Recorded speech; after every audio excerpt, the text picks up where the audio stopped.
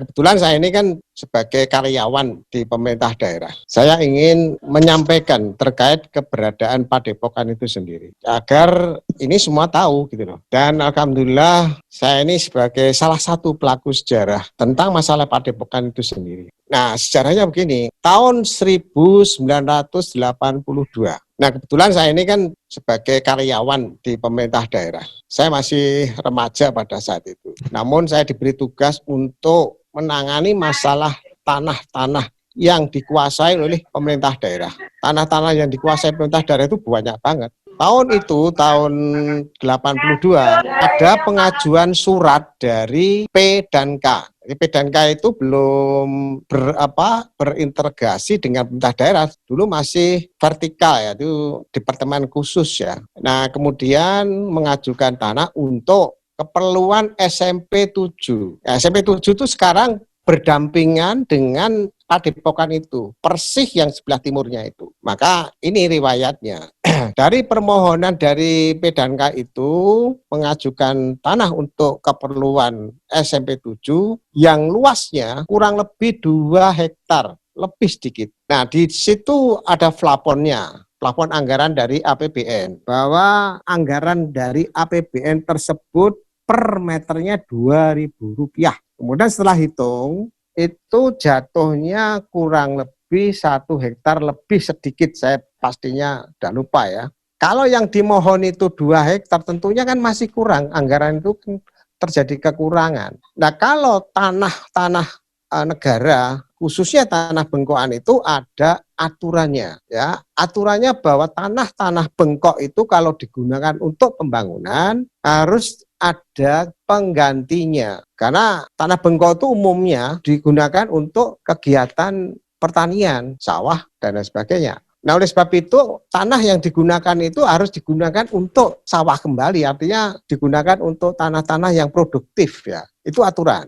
Nah, disinilah mulai saya berpikir untuk berinisiatif bahwa tanah itu bagaimana supaya bisa memenuhi kebutuhan tanah yang seluas 2 hektar kembali. Maka saya coba untuk kita hitung. Kalau dari tanah yang digunakan, yang dimohon itu 2 hektar lebih sedikit, nah kemudian plafonnya itu hanya kurang lebih hanya 1 hektar lebih, ya, sisanya itu ada 9 ribuan, tidak ada 1 hektar. Ini saya mengutak-atik gitu loh. Maka saya buat inisiatif untuk bagaimana tanah itu bisa dikuasai oleh organisasi kita gitu loh. Karena ini kan murah banget tuh, Rp2.000, bayangkan. Nah, di sini saya mulai untuk membuat telan staf kepada wali kota pada saat itu. Nah, setelah saya ajukan nota dinas kepada wali kota, saya dipanggil. Tanya, ini gimana kok tanah kok bisa dijual, itu maksudnya gimana? Loh, ini kan plafon yang ada itu kan tidak cukup, Pak Wali. Bahwa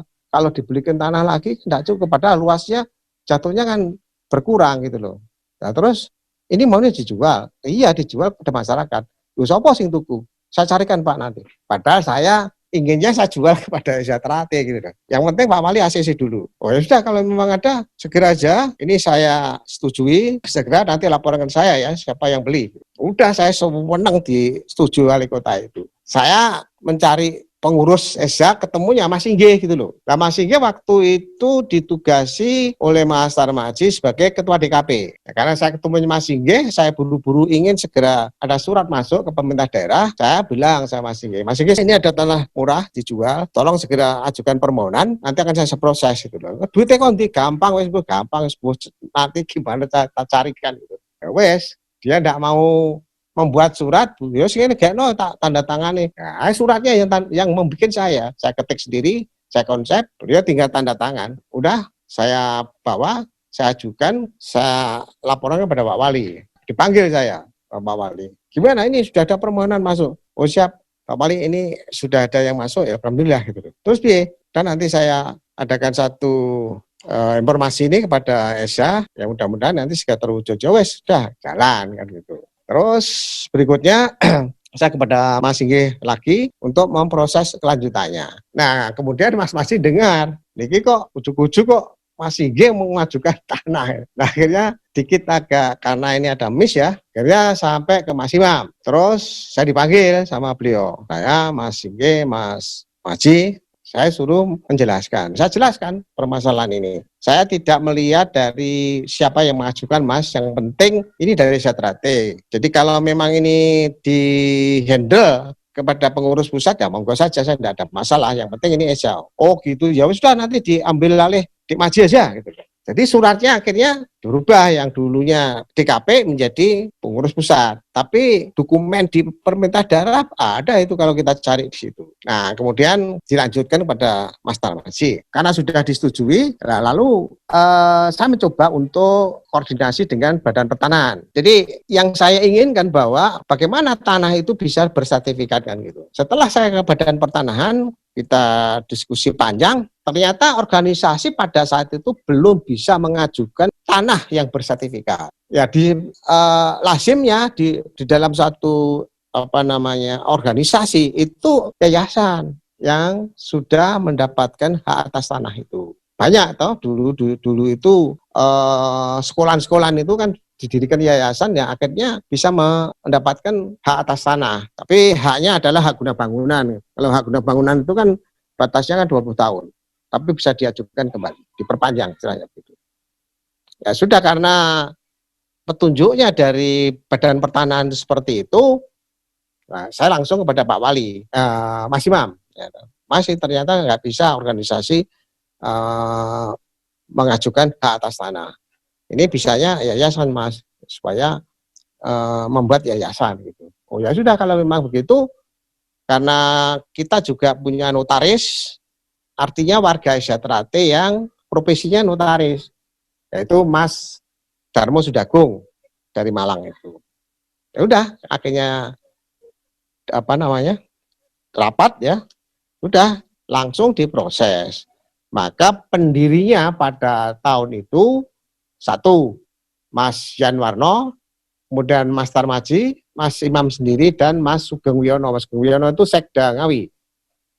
Udah, akhirnya didirikan yayasan itu, tapi konteksnya adalah sebenarnya untuk agar tanah ini berstatus atau bersertifikat kan itu.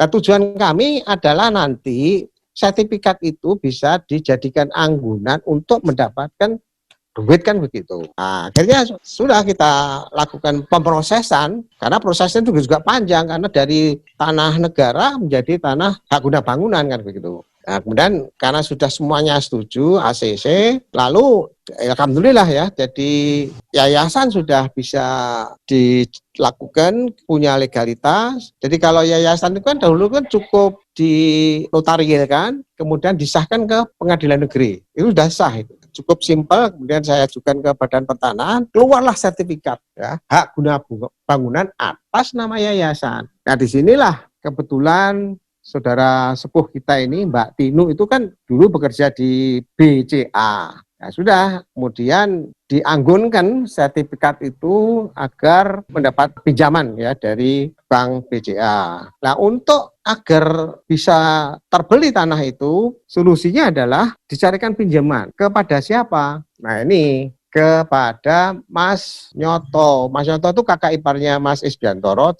dalamnya Jalan Borobudur. Karena itu juga warga, juga saya itu kan pasiennya Mas Imam juga. Sudah, akhirnya dipinjami Mas. Waktu itu sekitar kurang lebih 10 jutaan lah. Yang sisanya itu kita carikan donasi. Banyak orang-orang Esa yang peduli menyumbangkan sebagian uangnya untuk, di samping itu juga ke cabang-cabang ya, Mas. Waktu itu kan cabangnya masih belum banyak ya. Itu ya tapi cukup banyak lah waktu itu. Kalau nggak salah sama 5 juta.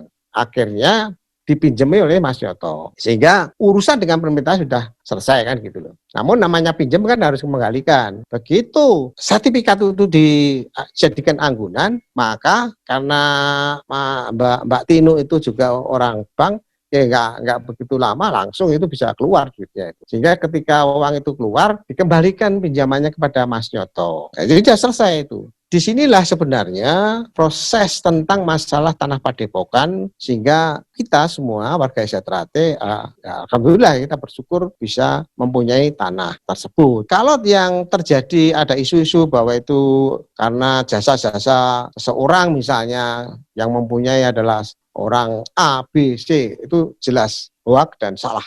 Jadi seperti itu.